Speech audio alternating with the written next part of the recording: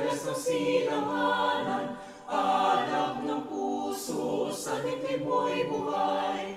Lupang hinirang, tuwid ka ng mahiting, sa manlulupig, di ka pasisi. Sa dagat at bundok, sa simoy at sa langit mong bangha, nagilat ang tula at awit sa paglayang minamahal. Ang kisat ng watawat mo'y tagumpay na nabinigni, ang bituin at araw ng kailan pagmay magdidinig. Lupa ng araw ng buwan at ipagsinta, buhay ay langit sa piling mo.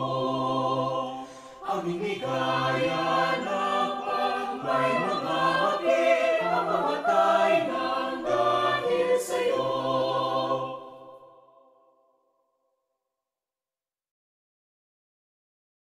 Oy tanghal, mutiang UP Medicina, ika'y bukal ng langhang at karunungan. Ang hatid mo ay pag-asa at kaunlaran, sa aking bayang nagdurusa at nagdaramdam. Oy tanghal, Kolehiyo minamahal, sa kisap ka ng buhay at kalusugan.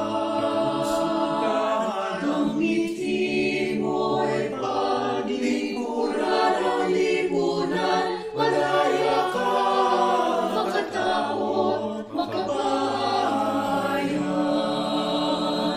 Oy tanghal, Kolehiyo minamahal, sa kisap ka ng buhay at kalusugan.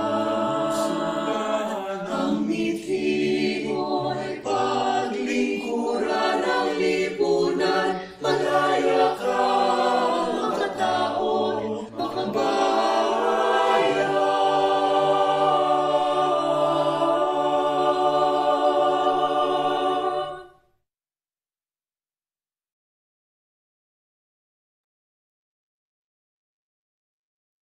Good afternoon, everyone. Welcome to the first webinar in celebration of the 120th foundation year of the UP College of Medicine. Our theme is Pamana, 120 taon ng agham, kalinangan at pagdamay. To officially open our webinar and to give her welcome remarks is our beloved Dean of the UP College of Medicine, Dr. Charlotte Chong.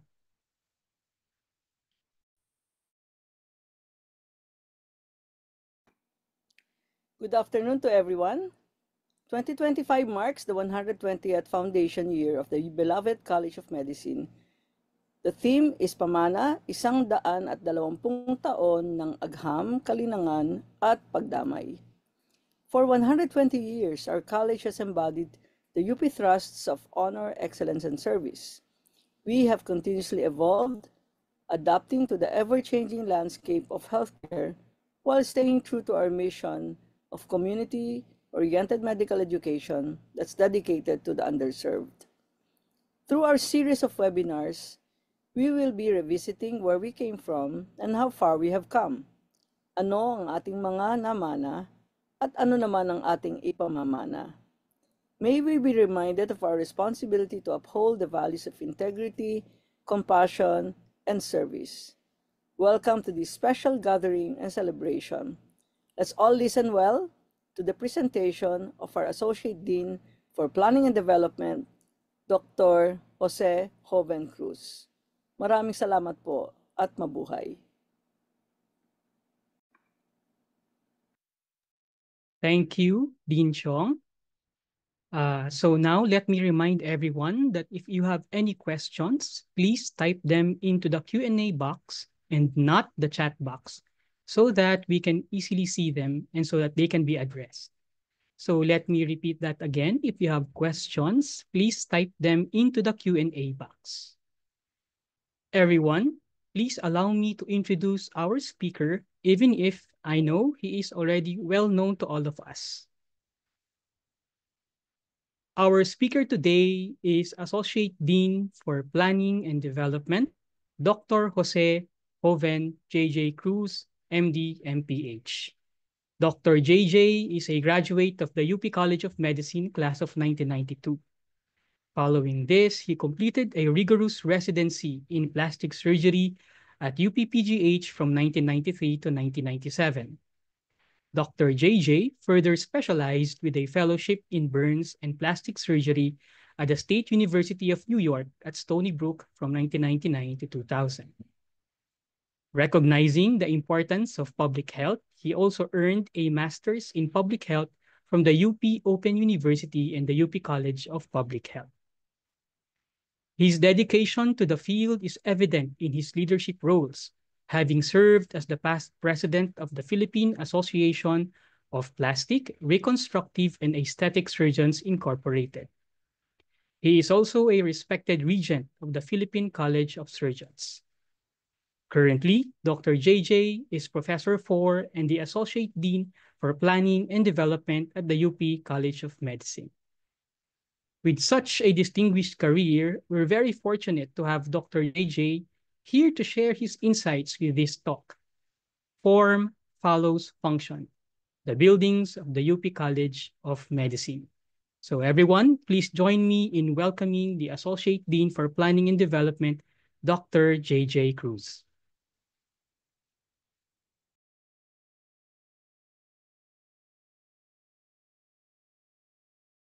Good day. I am Dr. J.J. Cruz, the current Associate Dean for Planning and Development of the UP College of Medicine. This is the webinar for the 120th year celebration of the establishment of the UP College of Medicine. My talk for today will be Form Follows Function, the buildings of the UP College of Medicine. These are my disclosures. I am not an architect nor an engineer. I am neither a historian also. I am a plastic and reconstructive surgeon with an understanding of the reconstructive principles of plastic surgery. I am the current Associate Dean for Planning and Development of the UP College of Medicine. This will be the agenda of my talk. First, I'll be giving a little bit of introduction on the UP College of Medicine. I will be discussing a little bit on the buildings of the UP College of Medicine comprising of the Calderon Hall, the Salcedo Hall, the Paz Mendoza Guazon Hall, the Henry C. Senior Medical Sciences Building, the Philippine General Hospital, and the other small buildings of the college. And last would be future plans and projects for the infrastructure of the UP College of Medicine. If you would have asked me when I was in training, on who coined the phrase form follows function, I would answer it would be Dr. Totong Lucero, my mentor in plastic surgery at the PGH. He always told us that form follows function, whether you're doing a flap, whether you're doing other reconstructive procedures, he always say form follows function. But lo and behold, I found out that the original phrase came from architect Louis Sullivan. He's an American architect who is known as the father of skyscrapers. The phrase form follows function says that the principle of design, which states that an appearance or structure of an object or a building should primarily relate to its intended function or purpose. This is much how we think as plastic surgeons. When we have to reconstruct a defect, we first think of the function of that defect, and then the form of the flap or the reconstructive option will follow. The UP College of Medicine was established by an act passed by the Second Philippine Commission on December 1, 1905, establishing the forerunner of the UP College of Medicine, the Philippine Medical School. It formally opened in June 1907 and transferred to its current location with the Philippine General Hospital in 1910. It was eventually incorporated into the UP system in 1913. At about the same time, Abraham Flexner published a report commissioned by the Carnegie Foundation for the Advancement of Teaching on the medical education in the United States and Canada. The Flexner Report of 1910 discussed the state of medical education in the US and Canada. It provided criticisms and recommendations on the current state of medical education and suggested to enact higher admission and graduation standards before getting into medical school. It also recommended 2 years of basic medical education and 2 years of clinical or hospital work before being a doctor. This is pretty much how medical education was until such time that another form of curriculum was enacted by the UP College of Medicine. I'll be discussing that in a little while. Now, at about the same time that Flexner published his report in 1910, Dean Worcester gave a concept of that function according to Flexner. It is not far-fetched that during the same time that Dean Worcester was in the Philippines together with his advisors, he was able to probably read a little bit on the Flexner report. Dean Conant Worcester was the Philippine Islands Secretary of the Interior and Local Government in 1901 until 1913. He, together with his advisors, Heiser and MacDill, conceived an original vision of building a hospital, a medical school, and a laboratory as one integral complex. Now, the Worcester concept born out of the Flexner report gave rise to the 2 years of medical education, which was represented by the infrastructure of the Calderon, the current Calderon Hall, the current Salcedo Hall, and the current Paz Mendoza Guason Hall. Now, the other 2 years of clinical exposure was represented by the Philippine General Hospital. The Calderon Hall is the main building of the UP College of Medicine. It is home to the basic sciences of anatomy and pathology, intimately related basic science disciplines. The Dean's Complex, or the nerve center of the UP College of Medicine, is also located at the Calderon Hall. It is located in the west wing of the building. The hall is named after Dean Fernando Calderon, the first Filipino dean of the UP College of Medicine. The picture here depicts the early picture of the Calderon Hall before it was named such in 1910.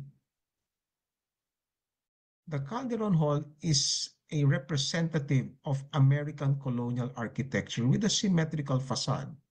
It is one of 9 buildings in the UP Manila protected by the National Historical Commission, meaning we cannot alter the facade of this building, just the inside structure.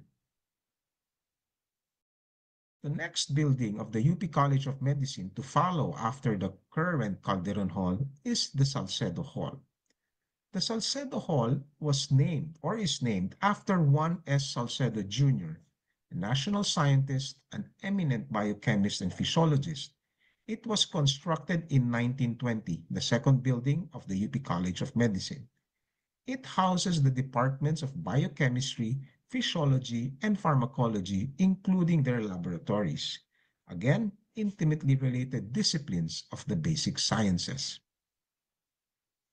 It is noteworthy to mention that the first 2 buildings of the UP College of Medicine, including the Philippine General Hospital, antedated the more famous buildings of post-war and pre-war Manila. For example, it antedated the Manila Central Post Office, which was built in 1928, and also the iconic Manila Metropolitan Theater, which was built in 1931. Now, it took 70 years or more before another building was constructed in the UP College of Medicine. This building is known as the Paz Mendoza Guazon Hall. It was named after Paz Mendoza Guazon, the first graduate of the UP College of Medicine. It was constructed in 1992 until 1994 under the auspices of Dean Alfredo T. Ramirez and Dean Amelia R. Fernandez. The construction was overseen by then Associate Dean Nap Apolinario. The Paz Mendoza Guazon Hall houses the multidisciplinary laboratories for students. However, now it is currently under renovation, and a future laboratory is in the offing in the Paz Mendoza Guazon Hall. I'll be showing you some photos of what the future laboratory will look like in a little while. This building was used extensively during the pandemic to house our PGH heroes. The third building or the fourth building, if you might want to say it, of the of the UP College of Medicine is the Philippine General Hospital. The Philippine General Hospital opened its doors in 1910. Now, as I've mentioned, it is in the complex of the UP College of Medicine as conceived by Dean Worcester. The Philippine General opened its doors in 1910, and this is a photo of the dispensary or the pharmacy, the current pharmacy now, and behind it is the outpatient building, the former outpatient building, which is now the Faculty Medical Arts building. The Philippine General Hospital is of a classic colonial architecture design. Again, it is symmetrical with high ceilings and big windows for good cross ventilation in a country with a tropical climate. It started its operations, as I've mentioned, in 1910. It houses the clinical departments of the UP College of Medicine. It is a 1,500-bed tertiary hospital, and as of last count, it has served more than 700,000 patients on a year-by-year basis. It was an important institution during the pandemic here in the Philippines, and as evidenced here, it was lit up in the tricolors of the Philippine flag during the Independence Day celebrations in 2020 to give homage to its important role during the pandemic. Now, as I've mentioned, after the Flexner report or the Flexnerian type of education of which I was schooled in, a curriculum change was in the offing. Now, the new curriculum is the organ system integration curriculum. I will call this the function. Preparation started during the term of Dean Ramon L. Arcadio, and the organ system integration curriculum was implemented during the first year of Dean Cecilia V. Tomas in 2004 to 2005. Now, since form follows the function which is organ system integration, the form is now the Henry C. Senior Medical Sciences Building. The Henry C. Senior Medical Sciences Building was designed with the present curriculum as the function, and the form is the newest building of the UPCM. Construction started in August 2019, soft opening was July 2022, and the formal opening and use was November 2022. It is heavily in use now, of course, for our medical students, for other medical activities, for other educational activities, not only of the UP College of Medicine, but also of UP Manila and the other associated organizations or institutions who may use or who may be allowed to use the Henry C. Senior Medical Sciences Building. And again, it was constructed during the pandemic, which gave us a little more difficulty, but nonetheless, we were able to pull it off. It is the newest building of the UP College of Medicine. It has about 10,000 square meters of usable space. It has two state-of-the-art auditoria with about 220-person capacity each, just about the size of a regular UP College of Medicine class. It has pandemic provisions, as I will be discussing later. It also houses the biggest health simulation laboratory in the country with multiple classrooms and small group discussion rooms as provided in the new curriculum. It is also a green building because it has solar panels as the primary source of its electricity. It can also recycle rainwater with 2 different cisterns below ground. This building was built entirely out of philanthropy. This is in the lobby of the Henry C. Senior Medical Sciences Building. You can see the wall of donors, the important personalities who helped us build this building. This is one of the auditoria of the Henry C. Senior Medical Sciences Building. As I mentioned, it can house about 220 persons. It has MERV 13 filters embedded in its air handling unit, thereby filtering the small viruses during the pandemic. As I mentioned, it was built during the pandemic, so we had to follow construction instructions or construction rules during the pandemic. It also boasts of a very good state-of-the-art audiovisual system and with CCTV cameras in place. On the right is an example or a representative of a small group discussion room. And on the left is an example of one of the lobbies, in one of the floors of the Henry C. Senior Medical Sciences Building. Note that it is adorned with beautiful artworks, as is being advised by the University of the Philippines system. Also, we have our own curator to tell us where to put the paintings, in which floor and in which walls. This is the clinical simulation laboratory floor of the Henry C. Senior Medical Sciences Building. There is also a big hall, a big plenary hall at the 7th floor, which can house upwards of 500 to 600 persons when we have big events that we will host. There are, however, also small buildings of the UPCM, which I will mention here and mention their importance. The Alveor Hall was donated by UPCM alumnus Dr. Greg T. Alveor. It was initially envisioned to be a faculty center. However, its use now, together with the Bobby de la Paz Hall, will be mentioned a little bit later. The Bobby de la Paz Hall, known by its other name as the MSU or the Medical Students Union, it is home to the Medical Student Council. Now, details are sketchy as to when it was actually built, but we think it was built during the late 70s. Now, these 2 halls are very important in the UP College of Medicine because they serve as our negative space.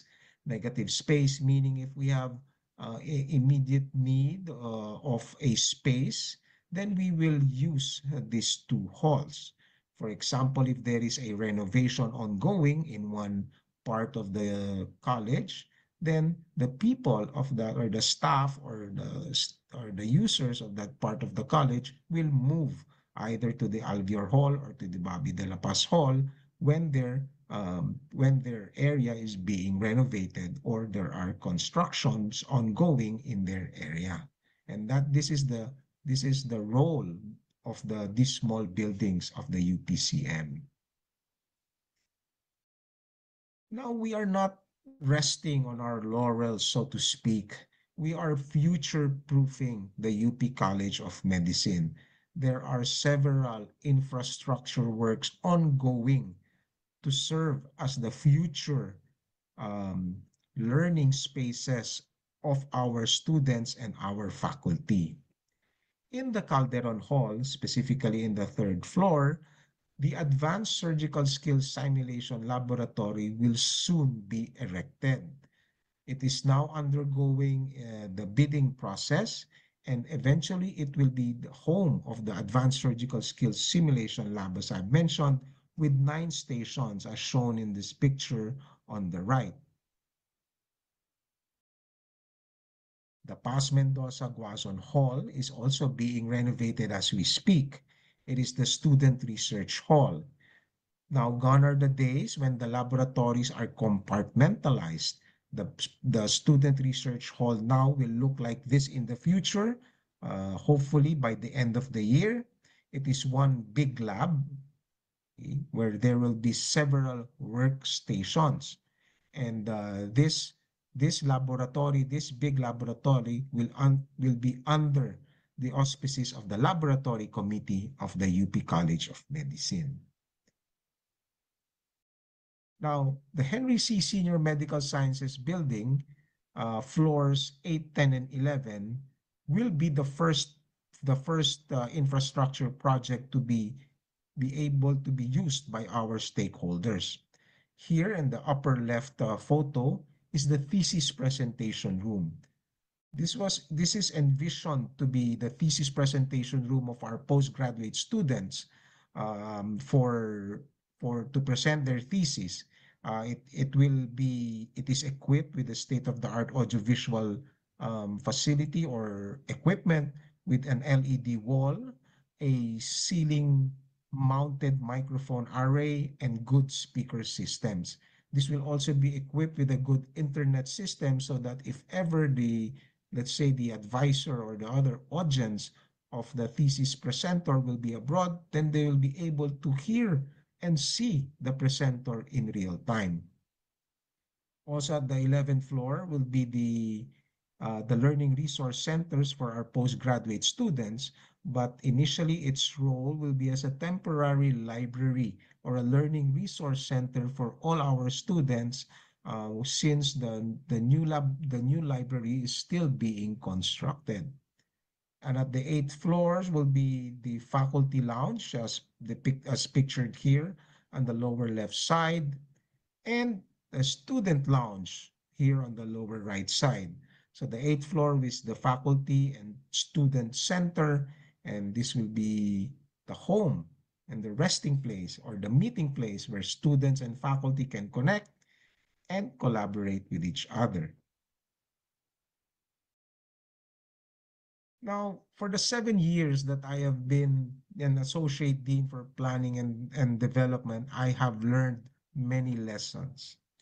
I have learned that architecture is much like what I practice, plastic surgery, wherein planning is half the job.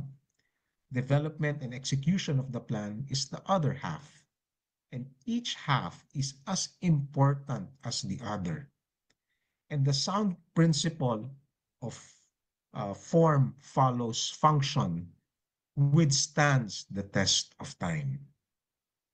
Now, before I end, I would like to thank some people who are instrumental also in the development of infrastructure in the college. First, I'd like to thank former Dean Agnes Mejia and, of course, Dr. Roddy C. for having the vision of giving the form of the Henry C. Senior Medical Sciences Building. It was their brainchild. And for trusting me to oversee the construction of that building. And of course, I'd like to thank current Dean Charlotte M. Chong, to whom I have served since 2010. So that was 15 years ago when we started in the Deputy Director for Health Services or Health Operations at the Philippine General Hospital. I worked under her for 15 years. And when we were about to start the term in 2018, we had a gaping hole in the middle of the college. And I remember the first thing she told me, "Kaya ba?" Which I immediately answered, "Yes, ma'am, kaya." And as the saying goes, the proof of the pudding is in the eating. So right now, the building is there, it is functioning. It has been praised by many people, especially UP Manila constituents, and it has been used by, again, many people because of its utility in their needs. And so that ends my talk. I would like to congratulate the UP College of Medicine for withstanding the test of time. 120 years after its establishment, it is going strong. It is the #1 College of Medicine in the country. Thank you very much for your attention. Thank you very much, Dr. JJ, for your very informative presentation. Salamat po sa pagpapaalala sa amin ng mga gusaling ating namana at sa pagpapakita ng mga gusaling atin namang ipapamana sa mga susunod na henerasyon. Your presentation also brings to mind what Sir Winston Churchill said in 1943 as he advocated for the restoration of the bombed House of Commons. Sir Winston Churchill said, and I am paraphrasing a bit, "Yes, we are the ones who shape our buildings, but thereafter, they are the ones that shape us." These words of truth, resonant and undeniable, shall forever echo in the halls of Calderon. And with that, I announce that the virtual floor is now open for questions. Again, please type your questions in the Q&A box. Also, I would like to say that the evaluation form will be posted in the chat box, and it will be open until 1:15 p.m. today. Please complete the evaluation form to get a certificate of participation.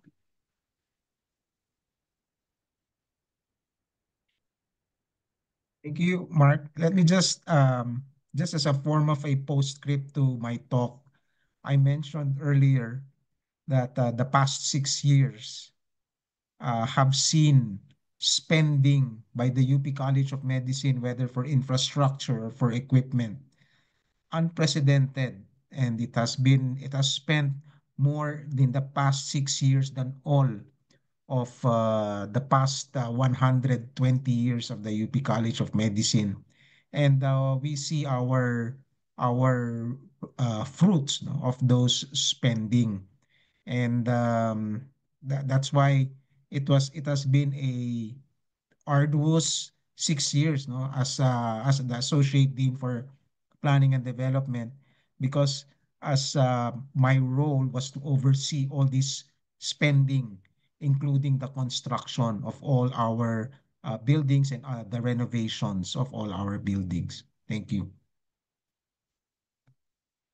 Thank you very much, Sir JJ. Siguro, sir, while waiting for our audience to type in their questions, maybe I can start the ball rolling. Um, Sir, with smart buildings becoming increasingly prevalent, what are your thoughts po on the potential for UP College of Medicine's architecture to evolve versus the importance of historical preservation? Okay, that's actually a very difficult balance, no, to keep. Remember, at least two of our buildings, the Calderon and the Salcedo halls, are both protected by the National Historical Commission of the Philippines. So it poses an architectural and an engineering challenge, no, to future-proof or to keep our buildings modern, in fact smart, and keep them that even without disturbing the outer facade. So we are able to do that first at the third floor at the Calderon Hall, the new construction of the surgical skills, the advanced surgical skills lab. It is ongoing bidding right now, and hopefully by the end of the year, it will be functional. And that will be a very modern laboratory. And we're in not just our students, but the residents of the Philippine General Hospital and our faculty, no, and those involved in the surgical specialties can hone their skills with simulated models and computer models. Also, when we when the design of the Henry C. Senior Medical Sciences building was being formulated or was being conceptualized, we really thought of making it a smart building. We have solar panels, smart and green. We have two cisterns underneath or underground, one to collect rainwater. And we thought of connecting the rooms. No, actually, all the rooms are connected via local area network or a LAN system. So the lecture at the third floor auditorium can be beamed to the seventh floor or to the sixth floor or to the fourth floor, or wherever those attend or those who are lecturing will need to beam them. or if there's a big event, then the whole building can be utilized. So it's hard because it's hard to change the interior of our heritage buildings. And when you do renovations in heritage buildings, the difficulty is there is no what we call an as-built plan. In new buildings now, they have a plan that will tell you what is where and where is what. Here you do the renovation and you find things, no, that will need to be altered, will need to be changed, or will need to be repaired, and you're not prepared for them because there are no plans available. So those are the difficulties that we encountered and are encountering in the renovations of our heritage buildings. Thank you, Dr. JJ. There is a question from an anonymous attendee, and I will read. Is the college following a master plan of building developments showing prioritization of construction? Yes, there is a master plan for UP Manila, which was designed by architect Felino Palafox. But we're leaving it up to the UP Manila authorities to tell us when that master plan, or which part of that master plan will be first, which part will be second. But you can see right now there are a lot of construction events or construction ongoing. Right now, you'll see that the drainage system of the whole University of the Philippines, Manila, is being renovated. So there are tall drainage ditches as tall as a person, so that this will be connected, no, to the to the drainage system of Manila, which will drain towards Manila Bay. So those are the things being constructed right now. And there are multiple renovations ongoing, specifically in the Salcedo Hall, the admin wing of the Biochem. And in Pas Mendoza, the whole Pas Mendoza will soon be a very modern student research hall. The second floor will be a student lab, and the ground floor will serve as a small animal laboratory wherein you can do your experiments, surgical experiments, and other experiments using small animals will be located in the ground floor. So that will happen after the second floor has been completed. Thank you, Dr. JJ. And I think that also answered one of the questions posted in the chat box. So the next question is, how does naming the buildings work?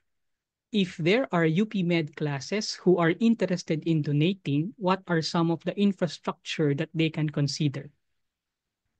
Okay, naming rights follow a specific rule, no, by the university.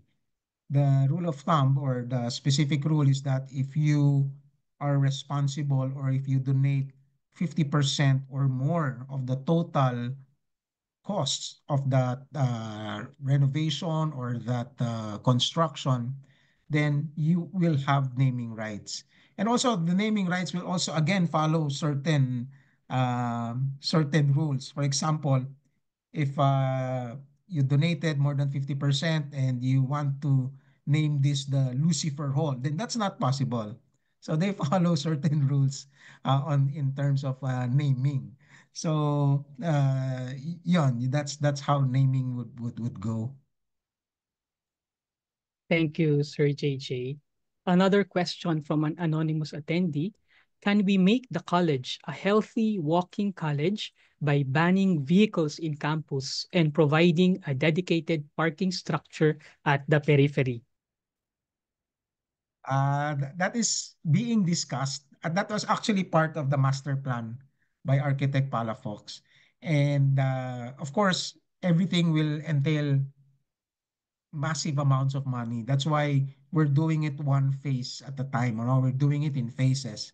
And we are always in touch and in communication with the UP Manila, with the UP Manila authorities, so that we follow their lead And being the biggest college in UP Manila, of course, we are a very important member of the UP Manila community.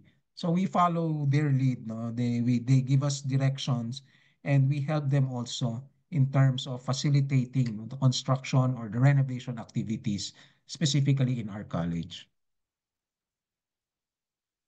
A comment and a question from another anonymous attendee. Bravo, UPCM, Dean Xiong, and Sir JJ. What happened to Siberia? Parang hindi ko ata Okay. alam, sir, yung Siberia. Yeah. When I was a student, there was a room in a part of a room in the third floor. It's now named the Duwalan Dissection Laboratory na in third floor. There's a part there wherein the cadavers not being used are sometimes stored in that area. It was named Siberia because it was cold, it was damp, and it was a lonely place. No, that's why they named it Siberia. But right now, it's really very different. No, it now houses the freezers of the anatomy department. The soft cadavers are stored there, and when there are courses held during, or let's say there are surgical courses, dissection courses, it is now held there and in the main dissection lab. So it is now far from the damp, cold, dark place that we knew before. And everyone is, of course, invited and it's open. If you're interested to see what it looks now, then we're more than happy to show you what the third floor of Calderon looks now, or wherever, whichever part of the UP College of Medicine you want to visit. We're always open to show you, the UP College of Medicine as it is now. There is another question. Are there plans to update the facility infrastructures of all our old buildings like electrical and plumbing lines, among others, to bring all these existing buildings to current standards like building and fire codes, etc.? Yeah, short answer is yes. No, it's like I mentioned, it is difficult to renovate heritage buildings because there are no as-built plans or there are no plans available. In plastic surgery we call it cut as we go. So depending on what we see, then we plan accordingly. And sometimes it might be difficult. For example, there might be some foundational issues that need to be addressed. So that might take a little longer. Sometimes the electrical or the plumbing, they are usually buried into the structure, but now we are moving towards keeping them on the surface, but we're covering them with some decorative what we call covers so that it won't be too noticeable. So those are the things that some we follow now just to make the work of all those who will repair or who will renovate in the future a little more easier. And of course, as I've mentioned, the rule is any renovation that is being performed should have an as-built plan, no, after 1 month after the renovation has been completed. So we keep one copy of that as-built plan, and we keep it with the CPDMO, and also the CPDMO is a very good partner of the UP College of Medicine when it comes to our infrastructure. So I hope that answers the question. Yes, we are renovating and improving our electrical and plumbing facilities so that they're up to code. There is a question here asking, we have a lot of artwork and sculptures around the UP College of Medicine. How do we maintain them? Well, maintaining it really takes use money, no? So the dean has kindly spent, no, for the upkeep and the restoration of all the artwork in the Calderon Hall. Now, if you look at the Henry C. Senior Hall, no, it is a rule of the university that if you have a new building, the walls have to be adorned with artwork. And for those who don't know, we have our own curator, meaning if I have an artwork which I'd like to place in the Henry C. Senior Hall, if I donate it, I can't say put it here where I want it to be placed. No, the curator will look at it, will see where it will fit. No, in the grand scheme of things or the grand scheme of design of the Henry C. Senior Hall. So we are very serious in restoring our artwork. In fact, if you notice, the big sculpture of Napoleon Abueva at the front of Calderon Hall was just restored by class 1974. So our alumni are a very big part of helping us maintain and create new infrastructure. So they help us in terms of giving funds and getting us the connections to the right people. We also are in coordination with the UP College of Fine Arts, and they give us good information and advice on the restoration of all our artwork. Thank you, sir. This next question, I think, will have a short answer. Solar power of HSS MSB is a model, pride of UP Manila. Will other buildings follow? Okay, the solar panel, it's a 47 kilovolt solar powerhouse at the 11th floor or the roof deck of the Henry C. Senior Medical Sciences Building. It was a donation of our class. Class 1992, we call ourselves walang katulad because we think of good things na walang makakatulad. That's why one example is the solar panels. It serves as the primary power of the Henry C. Senior Medical Sciences Building. And then when that power is used up, then the Meralco power will now come in. And yes, UP Manila has taken cognizance of the importance of solar energy, and there are already plans of well, actually some designers are already looking at which buildings can be used, no, or which buildings can have solar panels, because notice that there is a lot of planning, no, before you can install solar panels. Mainly, number one, the surface of the roof has to be relatively flat. Number two, you need to see the shadowing of the sun, or the source, or whether the sunlight is directly on that roof. So because if there are trees beside it and there's a lot of shadows, then it's not an ideal place for a solar panel to be installed in. So there's already a design ongoing, and it's being spearheaded by UP Manila, of course, following, no, the solar panels at the Henry C. Senior Medical Sciences Building. So we'd love to answer all your questions, but due to time limitations, I'll only be reading the last three questions. So this is one of those questions. On a purely historical point of interest, was Lara Hall ever a part of the College of Medicine during the time that the Institute of Public Health was a department of the College of Medicine? Um, I don't know the exact answer, but when looking at the history of the College of Medicine, the Institute of Hygiene was a different college, or a different institute from the College of Medicine. And Lara Hall was their building. And the Institute of Hygiene was the forerunner of the first, the IPH, or the Institute of Public Health. When I was a student, it was still named, I think, the IPH. But now it is the College of Public Health. And again, Lara Hall is one of those buildings protected by the National Historical Commission. So the exact answer, I don't know. It doesn't seem like the Lara Hall was ever part of the UP College of Medicine, because there was never any mention of that fact when I was reading the history of the UP College of Medicine. But of course, we are good friends and good partners of the College of Public Health.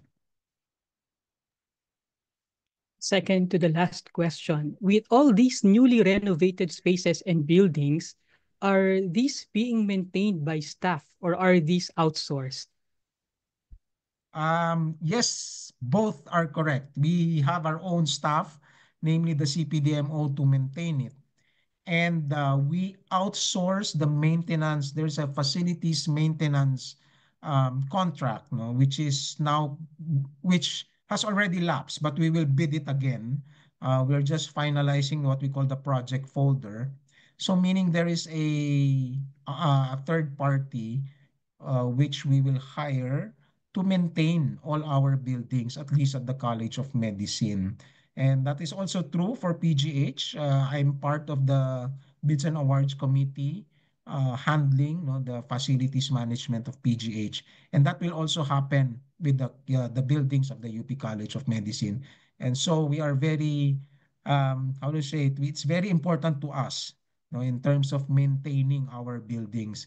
In fact, the Henry C. Senior Hall has its own fund at the UP Accounting Office, so that all the money that we need for its maintenance and upkeep now will be at easily taken or easily used, no, and from that fund. So para at least we won't look for other sources, but we have a fund ready for the maintenance and upkeep. Thank you, Sir JJ. And I think this last question is a good closing question. So I'm going to read. In keeping with the theme of Pamana, do you have any memorable stories to share regarding your experience in managing the construction of the buildings in UP Manila? Well, my most memorable was when we started the groundbreaking activities for the Henry C. Senior Medical Sciences Building. I still remember it. It was August 2019. But when you start groundbreaking, doesn't mean that construction will immediately start. So the first thing that will happen is they will dig a hole. And that's really very scary because remember the first construction, the protection of the slope or the borders of that hole was not well was not well done. Okay, so it collapsed. So this time, we really wanted to make sure that we won't happen again. So that was a very scary part for us. Now, from the period of September until the turn of that year na 2020. But lo and behold, what happened? No? Nagkaroon ng pandemic. So that was again another big blow, no? And then we were thinking, well, we will be delayed, etc. But you know what? When life gives you lemons, you make lemonade. So what happened was during the pandemic, we used it to our advantage. The campus was empty. The campus was empty except for the 300 workers of the Henry C. Senior Medical Sciences Building. And we used that to our advantage. There were no disturbances, no students, no faculty, no other people, no cars. So that sort of helped us a little, no? And during that construction, we enforced strict measures, no, to make sure that no one gets infected. And true enough, no, only two workers, because we enforced strict rules, only two workers were infected with COVID during the construction of that Henry C. Senior building. So that was my story. The whole construction was a good story to tell, and it took us 2 years. And when you see the 2 years, that was very quick, considering you see how the pace of the other construction activities are. So we're very happy that that happened. Thank you. Thank you very much, Doc JJ, for sharing your story. So, everyone, this has been an interesting webinar, but unfortunately, we have limited time. So, I guess we will have to end here. So, I would like to once again thank Dr. JJ Cruz for sharing with us his time to show us the method behind the madness, so to speak, on the infrastructure programs of the UP College of Medicine. Sir, maraming salamat po. We Thank you will very be much, sending Mark. Thank you you, very much. thank you, sir. We will be sending you the certificate of appreciation signed by the Dean, Dean Charlotte Xiong. And again, to everyone, the evaluation form will be posted in the chat box or in the chat box, and it will be open until 1:15 p.m. today. Please complete the evaluation form to get a certificate of participation. And to everyone, we thank all of you for attending this webinar, and we hope that you continue to support the UP College of Medicine's various activities to celebrate Pamana, 120 taon ng agham, kalinangan at pagdamay. Muli po, I am Dr. Mark Ang from the Department of Pathology, and it has been a pleasure to moderate this session. And may I invite everyone to sing the UP Naming Mahal.